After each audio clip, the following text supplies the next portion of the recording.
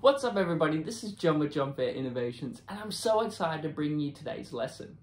So today I'm going to show you a beautifully simplistic but genius equation in mathematics that I absolutely love, and it's called L'Hopital's rule. And we use it to solve limits that would have indeterminate expressions. Now, in a previous video, we worked through the proof of e to the power of x, its derivative is in fact itself. And if you haven't checked that one out, do make sure you do, because it's got a lot of great content in there that I know you're going to love and enjoy.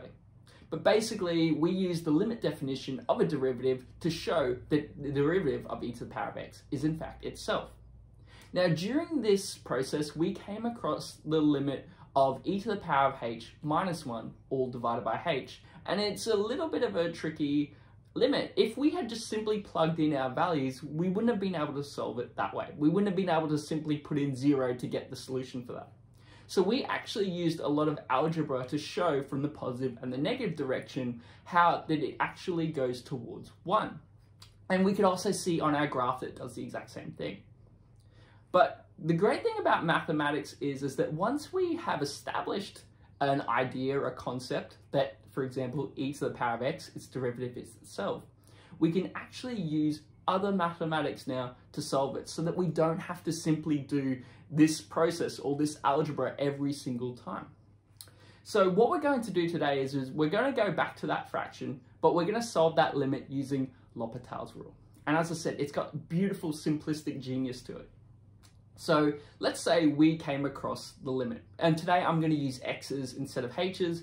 Doesn't matter what variable you're using. Today I'm just going to say x because it's a lot simpler. So if we have the limit as x approaches 0 of e to the power of x minus 1 all divided by x. So if we were trying to solve it, let's say we didn't know the answer. So we would go, okay, let's plug in 0 and see what we get. And hopefully it turns out to be something that we can actually use in mathematics. So if we plug in 0 for where we have our x values, our fraction will read e to the power of 0 minus 1 all divided by 0. Now our numerator, our top part, works because anything to the power of 0 will give me 1. So e to the power of 0 will give me 1, and 1 minus 1 would give me 0. And this is perfectly fine because 0 is a real number, so we can use it as a numerator. It works perfectly fine in that way. 0 on the top of any fraction would just give me an answer of 0. Where we get a problem though with this one is our denominator, because our denominator is only written as x. So we would sub it in as 0, and our fraction would now read 0 divided by 0. What this means is that it's actually an indeterminate expression. And we can't actually solve this. We don't actually have a correct value for this type of fraction. We can't divide by 0, and we can't divide by infinity. So this is where our limit's going to have to come into play. Now, this is the great part about L'Hopital's rule, because this is quite tricky. And if you saw my previous video, you would have seen how much algebra I actually used to show that it was tending towards 1. So L'Hopital's rule is that if we have a limit as x approaches some value, in this case we've got 0, its top function, represented as is variables of x, so function x, divided by another function represented in terms of x, so g of x. If this limit would give us an indeterminate function, which what it does, it gives us 0 divided by 0. If we find the derivative of our numerator and we divided it by our derivative of our denominator, and we use the exact same limit, we would actually get the answer. We would get the limit to our original problem without having to worry about our indeterminate. So it's so simple. It sounds so simple, but honestly, it is so helpful. And if this is the first time you've ever come across L'Hopital's rule, congratulations, because it's honestly going to save you a lot of time and effort. I know it certainly has with me. I've been, really struggling with finding limits, but when I came across this, it really changed the way I did calculus. So just a little bit of a refresher about a derivative. So if you're trying to find the derivative of a function, let's say if we have function x equals n times x all to the power of n, where n is just a number that we're multiplying x by, and m is a power of.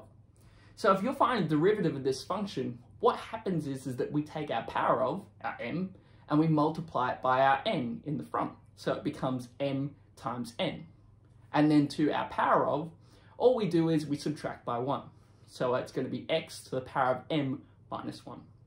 So let's use an example. So let's say we had function x equals 6x squared. Well, we can see there that n would be 6 and that m would be 2. So we take our 2 from the top and we multiply it by our 6. So 2 times 6 will give me 12. And then what we do is we take our 2, our power of, and we subtract it by 1. So 2 minus 1 would give me 1. So now it would read as 12 times x to the power of 1. And any number to the power of 1 is in fact just itself. So this would read as 12 times x, which is 12x. And the other thing to keep in mind today is that when you're finding the derivative of a constant, so when we're finding a derivative where its variable is not represented. So if you were trying to find the derivative of function x, where function x equals 6, well, you can see that there's no x in there.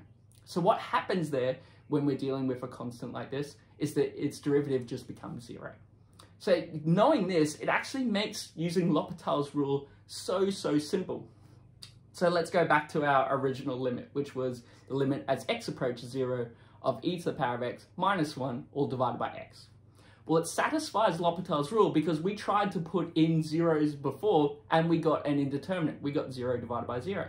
So it satisfies that first part. So now we can find the derivative of its numerator and its denominator in order to use L'Hopital's rule. So let's look at function x, its numerator. Well, function x equals e to the power of x minus 1. So let's find the derivative of this. And when we're finding the derivative of a function like this, we just work across individually because they're not multiplying each other, they're not doing anything fancy, they're just adding to one another, or in this case, subtracting. So e to the power of x, well, we learned previously that e to the power of x, its derivative is itself, so that's not going to change. So that will remain e to the power of x. And we just learnt that the derivative of a constant in respect to a variable, in this case x, would give us 0. So the derivative of 1 would give us 0. So this is going to now make our equation read that the function of the derivative of function x, equals e to the power of x minus 0. And anything minus 0 or adding 0 is just going to be itself. So now our derivative of this function x is going to equal e to the power of x. So that one's done. So let's move on to our next one, which was g of x, which was the function of our denominator, which equaled x. So its derivative is we're going to use the m and n process. So we're going to have x, it's actually multiplied by 1. Because in mathematics, we're actually a little bit lazy. We don't like to write ones if we don't have to. So if something's multiplying by 1, if it's dividing by 1, if it's to the power of 1, we don't bother writing this because it's not going to change the answer. So really, this x actually means 1 multiplied by x to the power of 1. But as I said, we're a bit slack in mathematics and we don't want to write that every single time we come across an x.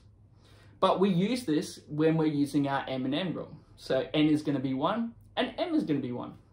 So we take our m and we multiply it by our n. So that's going to be 1 times 1, which would give us 1. And then we're going to look at our power of our m. And remember, we subtract it by 1. So 1 minus 1 would give us 0. So now this is going to read as 1 multiplied by x to the power of 0. And as I said before, anything to the power of 0 is in fact 1. So x to the power of 0 is no different.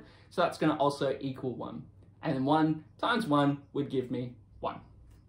So now what we do is now we plug it back into L'Hopital's rule. And hopefully this will give us now a fraction or an expression that we can plug in our limit value. In this case, it's going to be 0. And it won't give us an indeterminate expression. So let's try it. So our top is going to be, our numerator, is going to be e to the power of x, and our bottom, our denominator, is going to be 1. So it's going to read at the limit as x approaches 0 of e to the power of x, all divided by 1. And any number divided by 1 is in fact itself. So now it's going to read the limit as x approaches 0 equals e to the power of x. So now, fingers crossed, we sub in our 0, and hopefully we don't get an indeterminate expression. Well, the only x we have there is in the e to the power of x. So we sub in 0 for x. So now it will read as e to the power of 0, and e, no different to anyone else, it's not special in that regard. If I put it to the power of 0, it's going to equal 1, the same as anything else in mathematics. So e to the power of 0 is going to give me 1. So that's our answer. We've solved that it equals 1. And that was exactly the same process that we came about when we did our algebra and when we were using our graphs.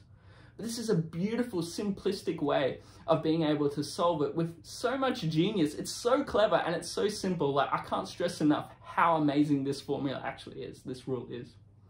Well, thank you so much for watching. Hopefully you enjoyed this. Hopefully now you can use this when you're dealing with an indeterminate expression, when you're trying to solve a limit. Thank you so much. If you enjoyed it, make sure you hit that thumbs up button. Leave a comment on maybe another maths topic you'd like me to tackle. And if you really enjoyed the video, do make sure you hit that subscribe button so you can stay up to date with all the videos as they come out. But always, stay safe, be kind to one another, and I'll see you next time.